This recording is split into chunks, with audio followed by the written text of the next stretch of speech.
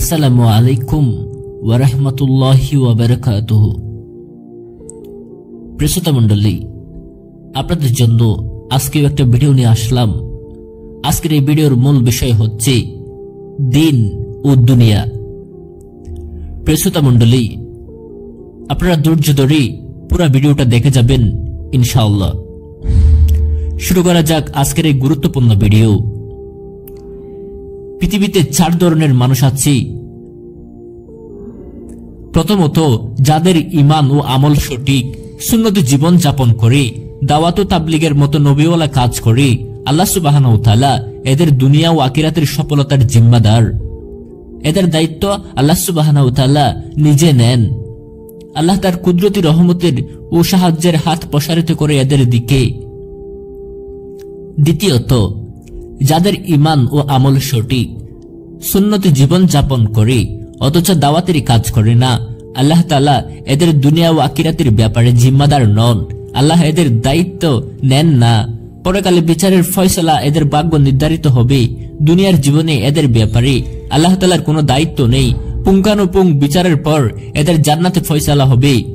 তৃতীয়ত, যারা ঈমানের দাবি করে অথচ কাফিরদের মতো জীবন যাপন করে, এদের জীবনে আমলে, কাজকর্মে, চাল চলনে, লেনদেনে, উঠা বসায়, পোশাক আশাকে, চরিত্রে, ইসলামী জীবন দ্বারায় কোরআন ও সুন্নাহর কোনো প্রতিকরণ ও অনুকরণ পাওয়া যায় না। এদের ব্যাপারে আল্লাহ সুবহানাহু ওয়া তাআলার ফয়সালা হলো পৃথিবীতে এদেরকে কাফিরদের দ্বারা অপমানিত, লাঞ্ছিত ও ধ্বংস করা হবে।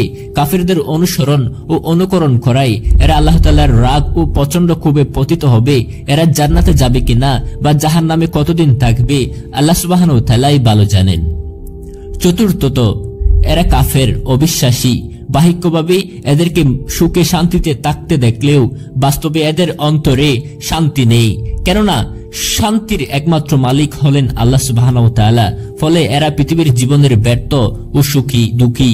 পরকালে এদের জন্য রয়েছে অনন্তকালের চিরস্থায়ী শাস্তি বা দুজকের আগুন। জাহান্নামে এদের ঠিকানা। প্রিয় মণ্ডলী, আল কোরআনে ব্যাপকভাবে বনী ইসরায়েলের আলোচনা এসেছে। ইউসুফ আলাইহিস সালামকে আল্লাহ সুবহানাহু ওয়া তাআলা মিশরের হিজরত করালেন, কর্তৃত্ব দিলেন। ইউসুফ আলাইহিস সালাম মিশরের ক্ষমতা পেলেন। এরপর মুসলমানরা নবীর সুন্নাত ভুলে গেলেন এবং দাওয়াতের কাজ ছেড়ে দিলেন। বিনিময়ে আল্লাহ তাআলা ফেরাউনকে কর্তৃত্ব দিলেন। মুসলমানরা অত্যাচারিত হতে লাগলো। অনেক বছর কেটে গেল। আল্লাহ তাআলা নবী মুসা আলাইহিস সালামকে পাঠালেন, সাথে হারুন আলাইহিস সালামকে দিলেন। নবী আলাইহিস সালাম দাওয়াতের কাজ করলেন। মুসা আলাইহিস সালাম ফেরাউনের মুখোমুখি হলেন। মুসা আলাইহিস সালাম এর অনুসারীরা নিজেদের দুর্বল মনে করল। মুসা আলাইহিস সালাম বললেন, আমাদের সাথে আল্লাহ সুবহানাহু ওয়া তাআলা আছেন। মুসা আলাইহিস সালাম তার অনুসারীদের নিয়ে হিজরত করলেন, লোহিত সাগর পাড়ি দিলেন। ফেরাউনের অনুসারীরা মুসাকে দাওয়া করল। আল্লাহ তাআলা ফেরাউনকে তার দলবল সহ সাগরে ডুবিয়ে মারলেন এবং তার দেহকে পরবর্তীদের জন্য নিদর্শন হিসেবে রেখে দিলেন। সূরা ইউনুস 90 থেকে 93 নম্বর আয়াত। মুসার উম্মতরা ফেরাউনের রেখে যাওয়া ধন সম্পদের মালিক হলেন। মুসা আলাইহিস সালাম এর উম্মতরা শুকরিয়া আদায় করলেন ও দাওয়াতের কাজ অব্যাহত রাখলেন। তারা কয়েকশো বছর শান্তিতে কাটালেন। আস্তে আস্তে আবার দাওয়াতের কাজ উঠে গেল। মানুষের মধ্যে অশান্তি আসলো। আল্লাহ নবী ঈসা আলাইহিস সালামকে পৃথিবীতে পাঠালেন। আবার দাওয়াতের কাজ চাঙ্গা শুরু হলো। কিন্তু কিছুদিনের মধ্যেই ঈসার ঊর্ধ্ব আকাশে গমনের পর দুনিয়া থেকে দিনের পুরোপুরি মিটে যাওয়ার উপক্রম হলো। মানুষ ও পশুর থেকে বর্বর হয়ে গেল। এরপর নবী প্রেরণের ধারাবাহিকতায় সর্বশেষ সংযোজন হলো শেষ নবী রাহমাতুল লিল আলামিন হযরত মুহাম্মদ সাল্লাল্লাহু আলাইহি ওয়াসাল্লাম। তার আগমনের সময় পৃথিবী ছিল অন্ধকারে নিমজ্জিত। কাবাগরে ছিল 360টি মূর্তি। বিশ্বনবী তার 23 বছরের নবুয়তি জীবনের দাওয়াতের মাধ্যমে পুরো আরব রাষ্ট্রে পূর্ণ দিন কায়েম করেন এবং সারা বিশ্বকে ইসলামের মডেল রাষ্ট্রের নমুনা দেখান। তারই ধারাবাহিকতায় পরবর্তী কয়েকশো বছর সারা বিশ্বে ইসলামের প্রসার ও বিজয় অব্যাহত থাকে। এরপর আবার দাওয়াতের কাজে বাটা পড়ে। মানুষ দুনিয়ামুখী হতে থাকে। ফলে ইসলামের জয় যাত্রার বাটা পড়ে। মুসলমানরা সংকুচিত হতে থাকে। যখনই কোন নবীর উম্মতরা আল্লাহ তাআলার দাওয়াতকে ছেড়ে দিয়েছে, তখনই তারা মার খেয়েছে, অপমানিত হয়েছে এবং ধ্বংস হয়ে গেছে। দাওয়াত থাকবে তো দিন থাকবে, দিন থাকবে তো দুনিয়া থাকবে। কুদরত হচ্ছে আল্লাহ সুবহানাহু ওয়া তাআলার হুকুম, আদত হচ্ছে দুনিয়ার নিয়ম। মোবাইল সেটা যদি আদত হয়, সিম হচ্ছে কুদরত। বৈদ্যুতিক বাল্ব যদি আদত হয়, কিন্তু বিদ্যুৎ হচ্ছে কুদরত। গাড়ি যদি আদত হয়, পেট্রোল হচ্ছে কুদরত। আদত কুদরত ছাড়া চলবে না। আগুন, পানি, ছুরির দ্বার সবই আদত। এদের মাঝে অভ্যন্তরীণ গুণ হচ্ছে কুদরত। আসলে কুদরত হচ্ছে আল্লাহ তাআলার হুকুম। আল্লাহ সুবহানাহু ওয়া তাআলার হুকুম ছাড়া আদত বা মাখলুক কিছুই করতে পারে না। এই বিশ্বাসকে অন্তরে বসানোর নাম ইয়াকিন। ইয়াকিন হচ্ছে আল্লাহ তাআলার ওয়াদার উপর বিশ্বাস। দাওয়াতের কাজে আল্লাহ তাআলার তরফ থেকে সরাসরি সাহায্য আসে। শেষ নবীর উম্মতের উপর দাওয়াতের শুরু দায়িত্ব অর্পিত হয়েছে, অতএব তাদের জন্য গায়েবী মদদ থাকবেই এবং আসবেই। সাহাবায়ে কেরাম যদি আল্লাহ সুবহানাহু ওয়া তাআলার এই ব্যাপারটি বুঝতেন, ফলে তারা আল্লাহ তাআলার সরাসরি সাহায্য পেয়েছেন, তাদের কথা আগুন, পানি, বাতাস শুনত। দাওয়াতের কাজ যারা করে তারা নির্ভীক, তাদের সাথে আল্লাহ তাআলা থাকেন। তাদের বিরুদ্ধে দুনিয়াবী কোনো শক্তি মোকাবেলা করলে সেই শক্তি সরাসরি আল্লাহ তাআলার সাথে মোকাবেলা করে, ফলে দায়ীরা জয়ী হয়। দাওয়াতের কাজে কোনো নির্ধারিত সময় নেই, সর্ব অবস্থায় দাওয়াতের কাজ করা যায়। যে দাওয়াত অস্বীকার করবে সে সরাসরি আল্লাহ তাআলাকে মোকাবেলা করবে। আল্লাহ তাআলা সরাসরি দায়ীর জিম্মাদার। মানুষ যদি দিব্য চোখে আখিরাত দেখত, কবর, হাসর, ফুলসিরাত বুঝত, তবে পাগল হয়ে যেত, দুনিয়া চলতো না। আমরা যারা ইমানের দাবিদার, আমাদের কাজ কাম দেখে বোঝা যায় না আমাদের ইমান কতটুকু পাপমুক্ত। আজ সমাজে রন্ধ্রে রন্ধ্রে নষ্ট ইয়াকিনওয়ালা মানুষরূপী পাগলা বাঘ বসে আছে। পরিবার, এলাকা, সমাজ, শহর, রাষ্ট্র, বিশ্ব সকল স্তরে শান্তি বিঘ্নিত হচ্ছে। আরো চাই, পুরো দুনিয়াকে গিলে খেতে চাচ্ছে মানুষ। একমাত্র দাওয়াত ও নিয়ন্ত্রণ করতে পারে এই পাগলা বাঘকে। একবার এক ঘুষখোরকে রাগ করে নদীর ঘাটে বেকার বসিয়ে রাখা হয়েছিল। ওই ঘুষখোর সেখানেও অর্থ কামানোর ব্যবস্থা করে ফেলে। সে ঘাটের সব নৌকা ও মানুষগুলোকে বলল, এখন থেকে এই ঘাট ব্যবহার নিষেধ, কেননা আমি ঘাটের ঢেউ গুনার কাজে নিয়োজিত। তোমরা ঘাট ব্যবহার করলে ঢেউ গোনা সম্ভব নয়। এরপর লোকজন ঘুষখোরকে টাকা দিতে শুরু করলো। কদিন পর উপর থেকে খোঁজ নিয়ে দেখা গেল ঘুষখোর নদীর ঘাটে বসেও তার কুকর্ম অব্যাহত রেখেছে। মানুষের অভ্যন্তরীণ চিকিৎসার ওষুধ বাহিকভাবে প্রয়োগ করলে এর কোনো উপকার পাওয়া যাবে না। আরেকটি ঘটনার কথা বলছি। এক গোয়ালা দুধে পানি মেশায়। বাড়ির মালিক বা ক্রেতা তার চাকরকে ঘটনাটি তদারকি করতে দিল। এরপর থেকে দুধ আরো পাতলা হতে লাগলো। ক্রেতা তার বিশ্বস্ত আরেক চাকরকে পুরো ঘটনা দেখতে বলল। এরপর দেখা গেল দুধ এত বেশি পাতলা হয়ে গেছে যে পানিতে দুধ মিশিয়ে দেওয়া হচ্ছে। সবশেষে ক্রেতা ও গোয়ালাকে বড় বকশিশ দিয়ে বলল, পুরো ঘটনার ব্যাখ্যা করো। গোয়ালা জানালো, শুরুতে সে দুধে সামান্য পানি মেশাতো, এরপর দুজন তদারক নিয়োগ করায় ওরাও দুধে বাক বসায়। ফলে গোয়ালা পানিতে দুধ মেশাচ্ছে, কেননা তার তো ব্যবসা চালিয়ে যেতে হবে। এই জন্যই বলা হচ্ছে, নষ্ট ইয়াকিনওয়ালা লোক দিয়ে কোনো ভালো কাজ করা যায় না। ঈমান না থাকলে বা আল্লাহ সুবহানাহু ওয়া তাআলার উপর সত্যিকারের ভয় না থাকলে মানুষকে যেখানে রাখা হোক সে অন্যায় ও খারাপ কাজ করবে। আর সমাজের সকলেই এমনিতেই যদি দরিদ্র হয়, তবে অরাজকতার পরিমাণ হবে সীমাহীন, লাগামহীন। নষ্ট ইয়াকিনওয়ালা মানুষগুলো যে এত খায় করছে, এটা তাদের পেট ভরার জন্য নয়, এটা তাদের শয়তানি ক্ষুধা। সাপ যেমন দংশন করে পেট ভরার জন্য নয়, এটা সাপের স্বভাব। একটা কুকুরের সামনে আস্ত মরা গরু থাকলে সে নিজের পেট ভরার জন্য নয়, স্বভাবের কারণেই অন্য কুকুরকে তাড়া করে পুরা গরুকে তার নিজের আয়ত্ত রাখতে চায়। যদিও সে জানে সে পুরা গরু খেতে পারবে না, তবুও সে তার কুস্বভাবের কারণে অন্য কুকুরকে তাড়া করে। মানুষও ইয়াকিন হারা হলে স্বার্থপর হবে, নিজের কথা ভাববে, আমার করবে। সমাজে দাওয়াতের কাজ বন্ধ হয়ে গেলে, ভালো কাজের আদেশ, মন্দ কাজের নিষেধ ও আল্লাহ সুবহানাহু ওয়া তাআলার ভয় উঠে গেলে মানুষ প্রথমেই সাধারণ গৃহপালিত পশুতে পরিণত হয়। খায়, দায় ও নিজের চিন্তা করে, এরপর বনের হিংস্র প্রাণীতে পরিণত হয়। সাপ, বাঘ, সিংহ হয়েও অন্যকে হত্যা করতে শুরু করে। এরাই আবার মুখে বলে, আমি মানব সেবায় রত আছি। কত বড় জালিম। হারাম মালে গঠিত দেহের ইবাদত কবুল হয় না। সম্পদ বা অর্থ উপার্জনের উদ্দেশ্য যদি হয় বড়লোকী, অহংকারী, সম্পত্তিশালী ব্যক্তি হওয়া, তবে পরকালে ভয়ঙ্কর বিপদ। নিয়তকে ঠিক করে নিতে হবে, মনে রাখতে হবে, যতই বাহাদুরি করি না কেন মরতে আমাকে হবেই। আজ থেকে 100 বছর পূর্বে ছিলাম না, আর 100 বছর পরে আমি থাকবো না। তাহলে আমি যাচ্ছি কোথায়? নিশ্চয় আল্লাহ তাআলার কাছে। উপার্জনের উদ্দেশ্য হলো অভাব থেকে বাঁচা তথা পরিবার পরিজন, আত্মীয় স্বজন ও প্রতিবেশীদের নিয়ে শান্তিতে বসবাস করা। ভালোবাসার জন্য চাই স্বার্থহীনতা, মিলেমিশে থাকার জন্য চাই সহি একিন। একই গোয়াল ঘরে 10 বছর বসবাস করেও গরুর মধ্যে ভালোবাসা পয়দা হয় না। খাওয়ার সময় গরু অন্যকে গুঁতো দিবে। ইমান আনলে মহব্বত পয়দা হয়। আল্লাহ তাআলাই মানুষের মাঝে ভালোবাসার উদ্ভব ঘটান। আল্লাহ তাআলা যাকে ভালোবাসেন ফেরেশতারাও তাকে ভালোবাসেন, সব মাখলুক তাকে ভালোবাসেন। মানুষের মাঝে হেদায়েত এসে গেলে ইমান ও আমল ঠিক হয়ে যাবে। আর হেদায়েত পাওয়ার জন্য চাই দাওয়াত।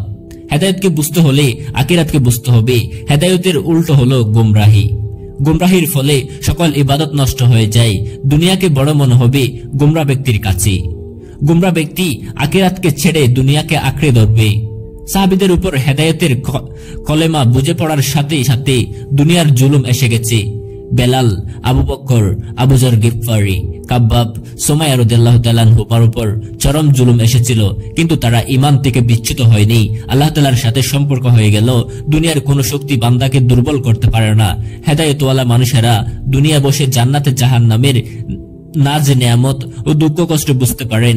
আল্লাহ তাআলা তাদের অন্তরকে প্রসারিত করে দেন, তাদের দৃষ্টিতে নূর ঢেলে দেন। হেদায়েত প্রাপ্ত বান্দার নামাজ তার মিরাজ। তখন বান্দা ও আল্লাহ তাআলার মাঝে কোনো পর্দা থাকে না। হেদায়েতের পূর্ব শর্ত দাওয়াত, দাওয়াতের পূর্ব শর্ত পরিবেশ, মসজিদ ওয়ালির জামাত। দামি জিনিসের সাথে সম্পর্ক করতে হবে। একই ইট দিয়ে পায়খানা হয়, একই ইট দিয়ে পায়খানা হয়, আবার মসজিদ হয়। ইটের ব্যবহার কোথায় হচ্ছে দেখতে হবে। আমার জীবন কোথায় ব্যয় হচ্ছে হিসাব মিলাতে হবে। আবু বকর রাদিয়াল্লাহু তাআলা আনহু পুরো জীবন সম্পদ ও সময়কে দ্বীনের জন্য কুরবানি করেছেন। তিনি সমাজের ধনী ও সম্মানী লোক ছিলেন। জান, মাল ও সময়কে এমন ভাবে দাওয়াতের কাজে এবং ইসলামের জন্য পেশ করলেন যে তার গায়ের কাপড়ে তালি উঠেছে, জামাতে বোতাম ছিল না, ঘরে খাবার নেই। দাদা নাতনিকে আবু বকর রাদিয়াল্লাহু তাআলা আনহুর মেয়েকে জিজ্ঞেস করলেন ঘরে খাদ্য শস্য মজবুত আছে কিনা। নাতনি পাথরের উপর চাদর বিছিয়ে অন্ধ দাদাকে হাত দিয়ে দেখালেন। দাদা আশ্বস্ত হলেন, অথচ ঘরে কিছুই ছিল না। এমন ভাবে দরিদ্র হয়েছিলেন আবু বকর রাদিয়াল্লাহু তাআলা আনহু। কিসের জন্য? ইসলামের জন্য, সারা বিশ্বের মানুষের হেদায়েতের জন্য। তিনি ছিলেন আদর্শ দায়ী। আল্লাহ তাআলা তার উপর খুশি হয়েছেন। মানুষ বেহেশতে গিয়ে খুশি হবে, আর বেহেশতে আবু বকরকে পেয়ে খুশি হবে। আল্লাহ তাআলা জিবরিল মারফত তাকে সালাম পাঠিয়েছেন। সারা বিশ্বের মুমিনের ঈমান আমলের সমষ্টিগত পাল্লার চেয়ে তার একার ঈমান ও আমলের পাল্লা বাড়ে হবে। দায়ীর মর্যাদা এমন। আবু জাহেল বলতো, হে মুহাম্মদ সাল্লাল্লাহু আলাইহি ওয়াসাল্লাম, তোমার এবং তোমার আল্লাহ তাআলার নামে কোন নেকতা যুক্ত অক্ষর হরফ নেই। তোমার কালেমা কোন নেকতা যুক্ত হরফ নেই। তোমার এই কালেমা যে গ্রহণ করবে তার ব্যক্তি স্বাধীনতা থাকবে না। তাই আমি তোমার কালেমার কাছে মাথা নত করছি না। নাউজুবিল্লাহ। আসলে আবু জাহেল ঠিকই নবী সাল্লাল্লাহু আলাইহি ওয়াসাল্লামকে চিনেছিল, কালেমার হাকিকত বুঝেছিল। ইউসুফ আলাইহিস সালাম এবং মুসা আলাইহিস সালাম উভয় দিক থেকে বিপদের মাঝে পড়েছিলেন। তারা ঈমানের পরীক্ষায় পাশ করেছিলেন। আল্লাহ তাআলার সাহায্য এসেছিল। তাদের জন্য যথাক্রমে এক এক করে ঘরের দরজাগুলো খুলে গিয়েছিল এবং সমুদ্রের ভিতর 12টি রাস্তা বের হয়েছিল। বর্তমান জামানায় যতই সমস্যা থাকুক, আমাদের অন্যায়, পাপ ও খারাপ থেকে বাঁচার চেষ্টা করতে হবে, সামনে আগাতে হবে। দুনিয়াকে ছেড়ে দাওয়াতকে ধরতে হবে। আল্লাহ তাআলার রাস্তায় মেহনত করতে হবে। দুনিয়া ও হেদায়েতের তুলনা নৌকা ও পানির মতো। নৌকাকে পানিতে ভাসাতে ও চালাতে হবে। নৌকার ভেতর পানি ঢুকলে বের করে দিতে হবে। পানিকে দামি মনে করে নৌকা ভর্তি করলে নৌকা ডুবে যাবে।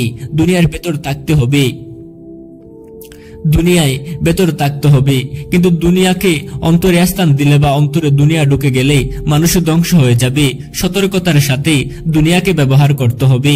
আমার কাপড়, বাড়ি, গাড়ি, খানা দানা, সাজসজ্জা দামি হলে আমি দামি হব, এই ব্যাপারটি এমন নয়। মানুষ হিসেবে আমাকে দামি হতে হবে। খাদিজা রাদিয়াল্লাহু তাআলা আনহাকে আল্লাহ সুবহানাহু ওয়া তাআলা জিবরিল আলাইহিস সালাম মারফত সালাম পাঠিয়েছেন। বিশ্বনবী সাল্লাল্লাহু আলাইহি ওয়াসাল্লাম বলেন, নবী আগমন শেষ না হলে পরবর্তী নবী হতো উমর, অর্থাৎ উমর রাদিয়াল্লাহু তাআলা আনহু নবী হওয়ার যোগ্যতা অর্জন করেছিলেন। কিভাবে সম্ভব হয়েছে? ঈমান ও আমলের দ্বারা। তারা যোগ্যতা অর্জন করেছিল নিজেদের জান মাল ও সময়কে দিনের জন্য কুরবানি করে। নিজেদের কর্মের জন্যই মানুষ দামি হয়। মুসলমান দাওয়াত দিবে কালেকের দিকে, দুনিয়া মানুষকে দাওয়াত দিবে তার নিজের চিজ আসবাবের বস্তুর দিকে। কালেক সৃষ্টিকর্তা চিরস্থায়ী, বস্তু ক্ষণস্থায়ী। আজ আমরা আমাদের আসল উদ্দেশ্যকে ভুলে গেছি। এজন্যই আমরা পদে পদে অপমানিত, লাঞ্ছিত, বঞ্চিত ও মার খাচ্ছি। দাওয়াতের কাজে মহিলারাও অনেক এগিয়ে। ইকরামা রাদিয়াল্লাহু তাআলা আনহাকে দিনের পথে আনেন তার স্ত্রী সুমাইয়া রাদিয়াল্লাহু তাআলা আনহা ইসলামের প্রথম শহীদ হন। ফাতেমা বিনতে খাত্তাব রাদিয়াল্লাহু তাআলা আনহা দাওয়াত দেন তার ভাই উমর রাদিয়াল্লাহু তাআলা আনহুকে এবং সফল হন। খাদিজা রাদিয়াল্লাহু তাআলা আনহা ছিলেন মক্কার সবচেয়ে ধনী মহিলা। তিনি তার সকল সম্পদ ইসলামের জন্য উৎসর্গ করেছিলেন। আয়েশা রাদিয়াল্লাহু তাআলা আনহা যুদ্ধের ময়দানে সাহাবীদের খেদমত করেছেন। আল্লাহ সুবহানাহু ওয়া তাআলার কাছে প্রিয় হওয়ার জন্য সমাজের বিশিষ্ট লোক হওয়ার দরকার নেই। ঈমান, ইয়াকিন ও আমলের ভিত্তিতেই মানুষ দামি হয়। আব্দুল্লাহ বিন উম্মে মাকতুম রাদিয়াল্লাহু তাআলা আনহু অন্ধ সাহাবী ছিলেন। বিশ্বনবী সাল্লাল্লাহু আলাইহি ওয়াসাল্লাম সমাজের বিশিষ্ট লোকদের দাওয়াত ছিলেন। আব্দুল্লাহ বিন উম্মে মাকতুম রাদিয়াল্লাহু তাআলা আনহু সেখানে এসে কিছু জানতে চাইলেন। নবী সাল্লাল্লাহু আলাইহি ওয়াসাল্লাম মনোপুত হলো না। সাথে সাথে আল্লাহ সুবহানাহু ওয়া তাআলার সূরা আবাসা নাজিল করলেন, নবীকে শুধরে দিলেন। আল্লাহ তাআলার কাছে এই অন্ধ গরিব সাহাবী রাদিয়াল্লাহু তাআলা আনহুর মর্যাদা এতটাই বেশি ছিল, দরিদ্র লোকেরা প্রথমে দিন মেনেছে, নামি দামি লোকেরা পরে দিনের প্রবেশ করেছে। সকল নবীর ক্ষেত্রে এমনটা ছিল। দাওয়াতের কাজ সকল লোকের জন্য, সবাইকে এই কাজের সাথে জুড়ে থাকতে হবে। দাওয়াতের কাজকে জোশ ও হুশের সাথে করতে হবে। খুব বাতাসে যখন গুড়ে উঠতে থাকে, নাটাইকে শক্ত করে ধরে রাখতে হয়। মনে হয় নাটাই ছেড়ে দিলে গুড়ি আরো উপরে উঠবে। বাস্তবে নাটাই হাত ছাড়া হলে গুড়ি মাটিতেই পড়তে থাকে। দাওয়াতের কাজ করতে হবে নবী সাল্লাল্লাহু আলাইহি ওয়াসাল্লাম ও সাহাবা কেরামের তরিকায়। মাল সম্মানের মহাব্বত থেকে অন্তরে বাতিল আশ্রয় নেয়। দাওয়াত বাতিলকে দিল থেকে বের করে দেয়। আল্লাহ তাআলার ভয়ে, আখিরাত ও আযাবের ভয়ে কাঁদতে হবে। দুজকের আগুন চোখের পানিতে নিবে, সামান্য এক ফোঁটা পানিতেই কাজ হয়ে যাবে। মানুষ 70-80 বছরের বিছা নিয়ে পৃথিবীতে আসে। মানুষের দেহ হচ্ছে যানবাহন। আয়ু শেষ মানেই বিচার মেয়াদ শেষ। রূহ দেহ ফেলে চলে যায়, রূহ মরে না। মানুষের পৃথিবীর এবং স্বল্প সময়কে ফসল চাষের সময় বলা হয়েছে। যে যেমন চাষাবাদ করবে আখিরাতে তেমন ফসল পাবে। ফসলের মাঠে কেউ কাঁথা বালিশ নিয়ে ঘুমিয়ে থাকে না। ফসলের মাঠে সবাই পরিশ্রম করে। দুনিয়া 70-80 বছরের জীবন ভোগ বিলাস মৌজ মাস্তির জন্য নয়। এখানে পরিশ্রম করতে হবে, কুরবানি ও মুজাহাদা কষ্ট করতে হবে, জান মাল ও সময় দিয়ে আখিরাতে ফসলের চাষাবাদ করতে হবে। আর উপভোগের জায়গা হচ্ছে আখিরাত। পরকালে কোনো আমল নেই, ফসল উপভোগ করার জায়গা। আমাদের দেখাই, চিন্তা করাই, কল্পনা করাই ও অতীতকে বাবার ভিন্ন ভিন্ন দৃষ্টি রয়েছে। মৃত্যুর পর রয়েছে আরেক দৃষ্টি, যা হবে চিরস্থায়ী। মৃত্যুর সাথে সাথে মানুষের রূপ বা আত্মা দেখবে অন্য জগৎ, যে জগতের নিকট বর্ণনা করে গেছেন লক্ষাধিক নবী রাসূল, যারা ছিলেন সময়ের সর্বাধিক সত্যবাদী ও বুদ্ধিমান মানুষ। মানুষ তার অন্তরে যাচাই করতে পারে। আমরা যখন নামাজে দাঁড়াই, বলি আল্লাহু আকবার, আমাদের অন্তরে লাইট বা আলো জ্বলে ওঠে। তখন দেখি অন্তরে জাগ্রত রয়েছে পরিবার, সম্পদ, অর্থ, চাকরি, ব্যবসা, মাল, যানবাহন, বাড়ি ইত্যাদি। এতেই বোঝা যায় অন্তরে কতটুকু খালেক, কতটুকু মাখলুক রয়েছে। আমরা যখন মৃত্যুবরণ করি, এই অন্তর নিয়ে আত্মা পরপারে পাড়ে জমায়। এমন মাকলুক প্রেমিক অন্তর নিয়ে খবর ঢুকলে খুবই বিপদের কথা। এই জন্যই অন্তর থেকে মাকলুক ও বাতিল বের করার জন্য কথা বলা হয়েছে। দাওয়াতের মাধ্যমে হেদায়েতের নূরই পারে অন্তরের বাতিলকে বের করতে। আল্লাহ সুবহানাহু ওয়া তাআলা কোরআনে জানিয়েছেন, তিনি মৃত্যু ও জীবন সৃষ্টি করেছেন। সূরা মুলক 3 নম্বর আয়াত। এখানে মৃত্যুকে আগে বলা হয়েছে, অর্থাৎ মৃত্যুর পরেই আসল জীবন। পৃথিবীর এবং জীবন পরকালের চিরস্থায়ী জীবনের তুলনায় কিছুই না। হাসরের ময়দানে দুনিয়াবাসীরা আফসোস করে বলবে, হায়, আমি যদি এই জীবনের জন্য আগে কিছু পাঠাতাম। অবিশ্বাসীরা আফসোস করে বলবে, হায়, আমি যদি মাটিতে মিশে যেতে পারতাম। সূরা নাবা 40 নম্বর আয়াত। প্রকৃতপক্ষে আখিরাতের জীবনই আসল জীবন। মনে রাখতে হবে, কোন মৃতদেহকে কেউ নাম ধরে ডাকে না। মৃতদেহকে সবাই লাশ বলে। তাহলে দেহের অধিকারী সে লোকটি কোথায়? আত্মার মৃত্যু নেই, আত্মা অবিনশ্বর। সবাইকে আল্লাহ তাআলার সামনে দাঁড়াতে হবে।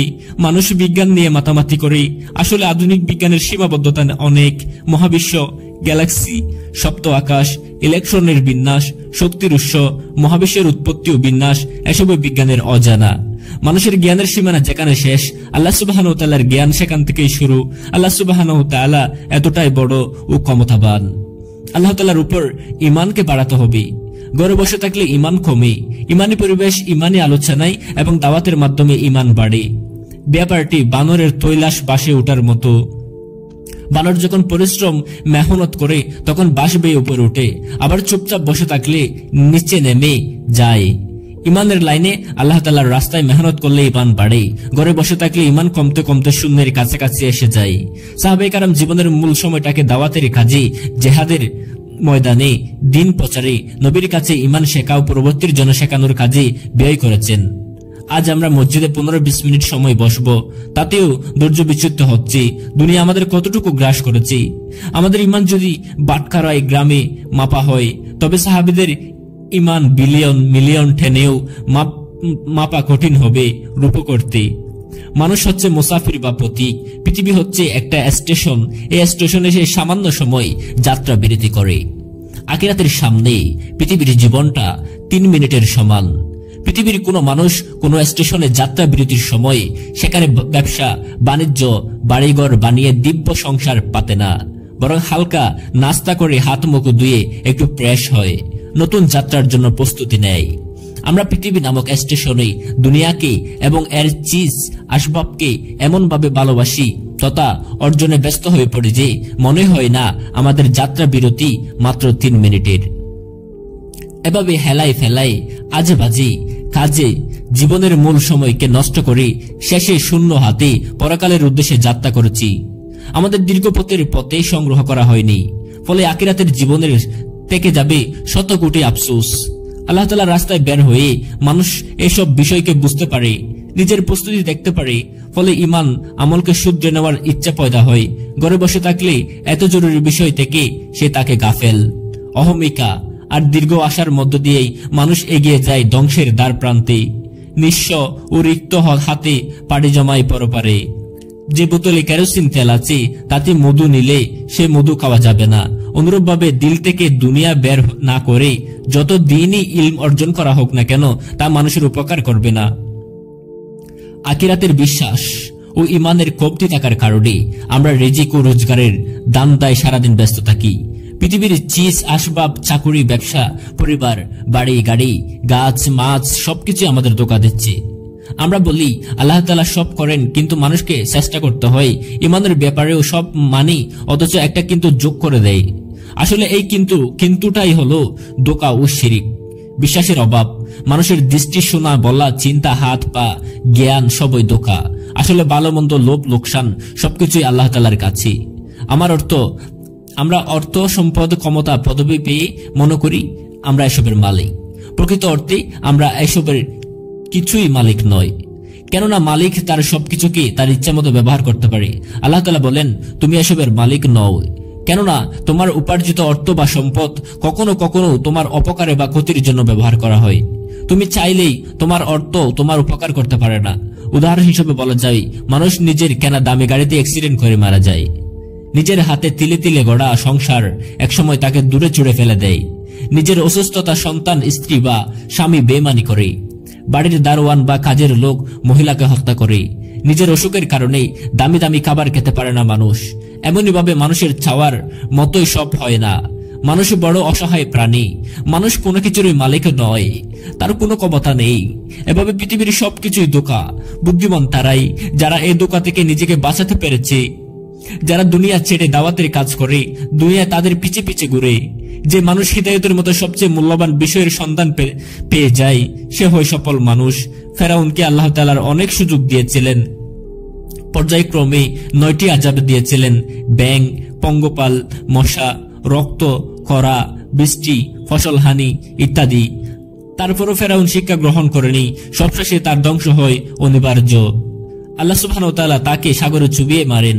আল্লাহ তাআলা আমাদেরকে সুযোগ দিয়েছেন, চলুন আল্লাহ তাআলার দেওয়া জান, মাল ও সময়কে আল্লাহর রাস্তায় ব্যয় করি, দাওয়াতের মেহনতের মাধ্যমে ঈমান ও আমলকে পাকাপোক্ত করি, পৃথিবী ও পরকালের সফলতা অর্জন করি।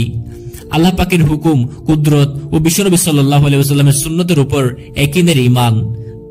দুনিয়ার চিজ আসবাবের উপর ইয়াকিনের নাম গোমরাহি। মানুষের হাজত ও জরুরত পুরা করার মালিক আল্লাহ, এ কথাকে দেলে বসাতেই হবে। মাকলুক কোনো লাভ করতে পারে না। মাকলুক হতে হাজত ও জরুরত পুরা করতে দেখলে মানুষ মাকলুকের গোলামি করতে থাকে। আল্লাহ পাক তখন বান্দাকে মাকলুকের কাছে সুপার্দ করে, সেটাই নাকামি। এভাবেই বান্দা নাফরমানি শুরু করে এবং শেষে ধ্বংস হয়ে যায়। ফেরাউন সমুদ্রে আর কারুন সম্পদের সফলতায় দেখেছিল। স্রষ্টা ফেরাউনকে সমুদ্রে চুবিয়ে আর কারুনকে মাটিতে পুঁতে ধ্বংস করেছেন। নবীদের জীবন পর্যালোচনা করলে বোঝা যাবে আল্লাহর হুকুম ও নবীদের সুন্নতের মাঝেই উভয় জগতের সফলতা। বান্দা কালেকের হুকুম মানলে মাকলুক বান্দার হুকুম মানবে, এটাই কালেকের ওয়াদা। নবী ও সাহাবারা একতার সাক্ষী। চিজ আসবাবের লাইনে আমরা মেহনত করেছি বলেই এদের একিন বুঝতে পারছি। হেদায়েতের লাইনে আমরা মেহনত না করাই আল্লাহর কুদরত আর মদতের শক্তি সম্পর্কে বুঝতে পারছি না। এজন্য দাওয়াতের মেহনত এতটাই জরুরি। প্রিয় শ্রোতা মণ্ডলী, আপনারা যারা আমাদের চ্যানেলটি সাবস্ক্রাইব করেন নাই, আমাদের চ্যানেলটি সাবস্ক্রাইব করে পাশেই থাকবেন এরকম ইসলামিক গুরুত্বপূর্ণ, সুন্দর, ইন্টারেস্টিং ভিডিও পাওয়ার জন্য। আজকের মতো বিদায় নিলাম। খোদা হাফেজ। আসসালামু আলাইকুম ওয়া রাহমাতুল্লাহ।